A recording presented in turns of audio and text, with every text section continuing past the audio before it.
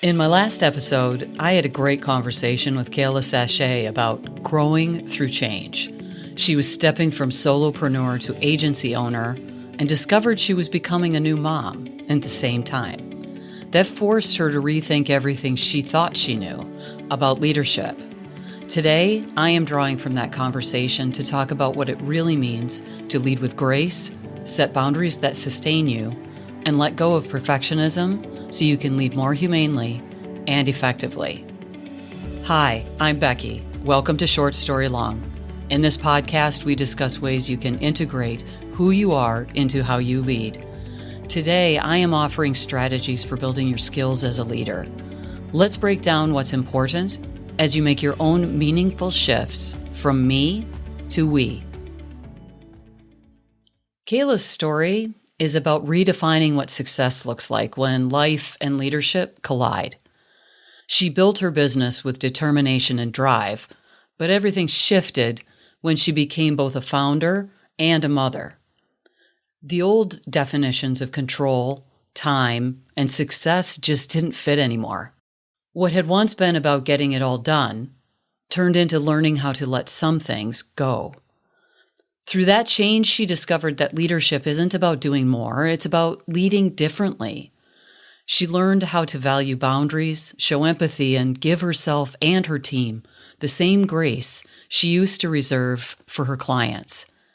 It wasn't about perfection anymore. It was about presence. What stood out to me in Kaila's journey is her courage to rewrite the story. And it makes me really think about how we need to rewrite our stories in ways like Kaila did with, trading productivity for a different kind of fulfillment and letting go of that pressure to be everything for the freedom to just be enough. Sometimes we need to be thinking about how leadership is actually personal, and it happens when we stop proving our worth and start living it.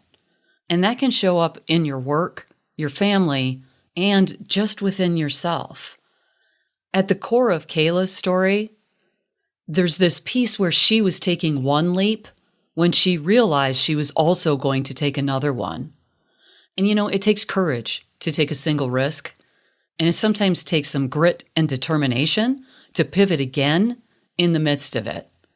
So when you're thinking about those times in your career where you've decided to make a change, and then all of a sudden something else shifted, and now your whole plan has to be revamped. Her original leap was in creating her own firm. She jumped from that 9-to-5 into that solopreneur practice that she had built for herself. She took that bet on herself and then recognized that as her business grew, she wanted to shift into an agency model. We're not all Kaila, moving from that individual solopreneur kind of environment into an agency. We do still have the opportunity to recognize our own leadership starts when we're willing to bet on our own potential before we actually have any proof. She was building foundations of proof. Kaila went from the 9-to-5 to the individual before she made the leap into the full-on agency. Confidence doesn't actually precede courage.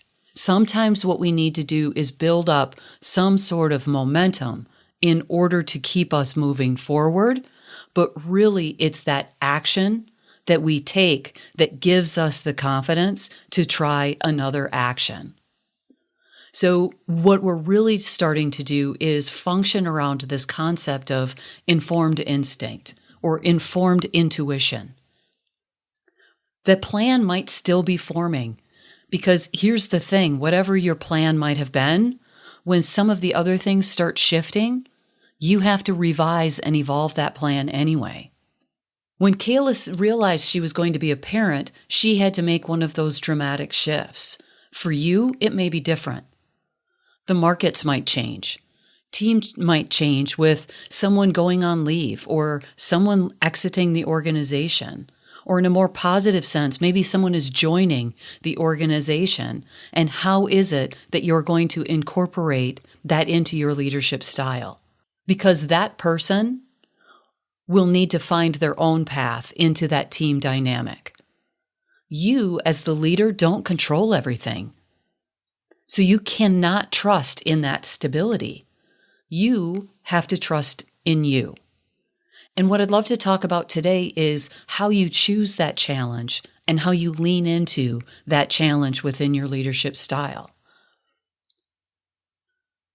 It won't surprise anyone when I say when you're making changes, it's worthwhile to do a little bit of analysis. It really becomes a question of, are you redesigning your career? Is it your structure or strategies for your team? What is it that you're looking to shift and change? Is the world changing around you and you're just looking to adapt to that changing world? For Kaila, she dropped it down to a core change, the pronoun shift. She said it's really just a pronoun shift, I versus we. Instead of I will build this, it's we will get this done. Language teaches culture. When leaders change how they speak, they change how others see them. It also helps in terms of how others see themselves. We can use language to create safety for ourselves so that even in those big leaps, we're recognizing where some of that stability actually does exist that we can count on. What can be objectively predicted versus some of those things that are constantly shifting? So if you're changing a dynamic within your team and you're talking about those elements, it's important to be really thinking about what is it that's staying the same so that you can talk about these are the incremental or transformative changes that we're making on the other side. It's also important to be able to connect that to what we might call inclusive leadership. And that's when we start using those words like we and us. When you're using words like we, the others begin to own the outcome. When you communicate a change, and that's to yourself, to your team, or whomever it might be, words matter. We means that everyone is in it together. It's all of us collectively making an effort to make a shift and to make a change. The use of I sets you apart from the rest. That language matters. Are you part of the collective making the shift? Or are you distancing yourself and stepping outside of the team in order to make that shift? Even though Kaila went out on maternity leave, she still didn't create that full distance out. She created mechanisms to keep things moving smoothly, and she was really supporting her team members in identifying where they could plug themselves in to keep the wheels on the bus turning. And that's really about managing capacity and not about managing control. It was her willingness, and maybe the willingness you need to demonstrate, to say, I need help. Because when you're scaling leadership, that means that you have to release control in order to expand the impact. You wouldn't have all of the people on your team if you were able to do it yourself. So ownership also is not all on you when you're driving with a team. Kaila owns the business that she has, so the full responsibility absolutely falls on her shoulders. But the weight of that responsibility can be shared. Other people can take ownership of their own areas, their own submissions into a final product. Accepting help doesn't mean that you're releasing that responsibility. It's truly about many hands making lighter work. My encouragement to leaders is always to design a system that frees your energy for strategy and not tasks. I often talk about stratification of responsibilities. Senior leaders may like to roll up sleeves and get into the day-to-day. They think that it demonstrates that I'm just one of the team, I'm like you. I'm here to break it to you. You're not like everyone else. You're just not. You're more likely to create havoc and confusion by stepping into a system and a process that you're normally not part of. You are the conductor of the orchestra, And no one else can do that. You need to embrace your role and allow them to do theirs. Now, sometimes people will ask for help. I'm a big fan of absolutely roll up your sleeves and offer help. But you're going to flip the script then. You begin to ask what tasks would be useful for you to do. Let them lead you when you're deep in the weeds in that way, so that you don't break anything that they've constructed already and have it as a working system. Because if you parachute in, you're likely to cause mayhem. Mayhem, by very definition, is not going to be perfect. My encouragement to you is to find a way to balance minimization of the mayhem with not striving constantly for perfect. We often talk in all of these leadership circles, I am not the only one you've heard say, that manage to do good work and don't worry so much about great. I know, I get it, it's hard. We want everything to be perfect and we want everything to be just exceptional. Except the return on that is not high enough. Because perfectionism masquerades as excellence, but actually drains innovation. Kaila's comment was that we don't need to put all this pressure on ourselves to be 110% for everybody. Just showing up can be more than enough. I run half marathons periodically, 5Ks, 10Ks, whatever it might be. I'm one of the few people who actually shows up at that starting line. The pace at which I get to the finish line is uniquely me. It's not about, do I have to be first? Do I have to have a perfect run? It's really about, did I get to the starting line? Did I make the effort? And did I get to the conclusion of that race, of that project, of that program and system build? Those are the things that matter. Did you start? And did you continue to find your way forward? Because you can't predict the end at the beginning. You can set that stage, but you can't guarantee where you'll land at the end. One of the things that Kaila talked about when it comes to perfectionism that I thought was absolutely amazing was this idea of checking in. Do I just think I'm at 50% or is it really at 95%? And sometimes it's really hard when we're doing the task to recognize that we're actually done. It's enough. It meets the requirements that we've agreed to with our client. A client in this context could be an internal client within your organization. One of the things that's really important about how she was doing that is she was creating that scope, creating that plan. And anyone listening out there knows that you can work through and you can create that plan. And then it creeps and it crawls and it grows and it turns from a toddler into a teenager within 5 minutes, right? And so what happens is you can have that plan. You can have confidence in your plan. But like Kaila finding out that she was pregnant, all of a sudden you're mid-leap and the world is shifting in an entirely different direction and you're trying to figure out, how do I change while I'm in the air? Sometimes you need to put your foot down for your balance and then propel yourself in a slightly different direction. Ideally, in a forward direction where you wanted to head originally. Or if it is a really big, side hit of a change, then you may need to just stop and regroup. Kaila had to revamp her plan pretty significantly when she realized that she was going to have a baby. It didn't change her outcomes, but it, I am certain, changed the path that she took and the approach that she decided she needed to have. And that's true no matter where you're leading.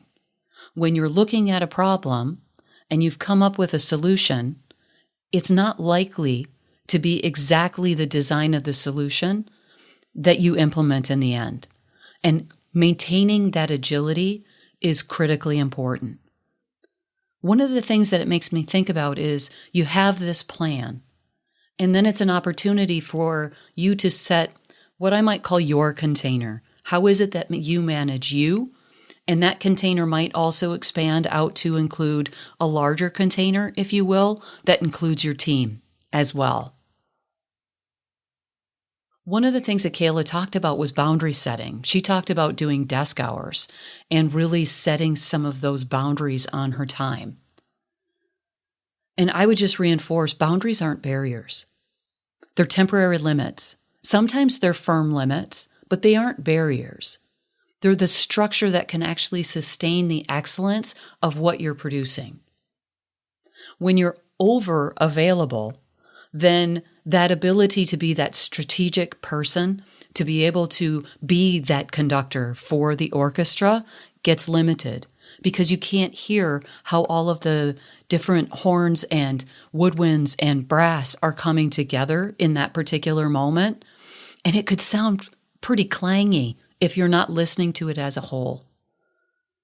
So when you're thinking about, but I have to be in over here and I have to be in over here, no, you don't. No, you don't. Your opportunity is to step back, listen to the music that's being played, and understand where you can tweak things, and go in and talk to the people in that space to say, you know what, I think your bass might be a little bit flat right there.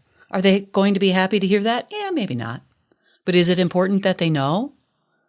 And here's the thing, we're not expecting them to be perfect. The other thing that we're wanting to have in that container for yourself, for your team, and beyond is actually the grace that is part of being human, and recognizing that people don't always have 100% capacity in each day. Compassion actually can strengthen accountability. Because when you are talking with a team member, colleague, whomever, and start saying, boy, it seems like you're having a hard day today, and really touching base with them as a human, they might actually feel lifted up and appreciated and actually are able to go back in to doing the work that they were doing with a little bit more enthusiasm, a little bit brighter or clearer mind. And maybe not. Maybe it's just a really rough day, but they can sit back and be appreciated that they were seen, that they were valued despite the fact that they were operating maybe at 70, 80% today. Their commitment, their willingness when they're at 100% to push that extra mile is much more significant. If you don't treat them like a human, they won't treat you like a human either. We train people how to treat us. One of the key things that we have to think about too when we're shifting from a me mindset into a we mindset, we can't just leave ourselves out. For some, there's a temptation to say, I'm just going to focus all on you, and I'm going to take care of all of you. The conductor has to take care of themselves as well. Kaila had talked about having to vouch for herself at the hospital because she was reporting that her mental health was fractured and that she was seeking help with that. It was repeatedly unnoticed until suddenly it was, and she was taken seriously and she was able to get the help that she needed. You might be saying that you need help and no one is responding to that. Sometimes we're saying something, we're asking for the help, but the person that we're asking for that help is in a place where they're not able to hear it. They're not seeing the need. Yes, you're saying it. Yes, it might even be clear. And no, they're not hearing it in the way that they need to hear it in order to get you the help that you want. And sometimes what it takes is repetition. And that's what Kaila found herself doing. She was in that wheel of repetition, filling out a form that, yes, if you're going to give me the form, you should look at the results on the form, right?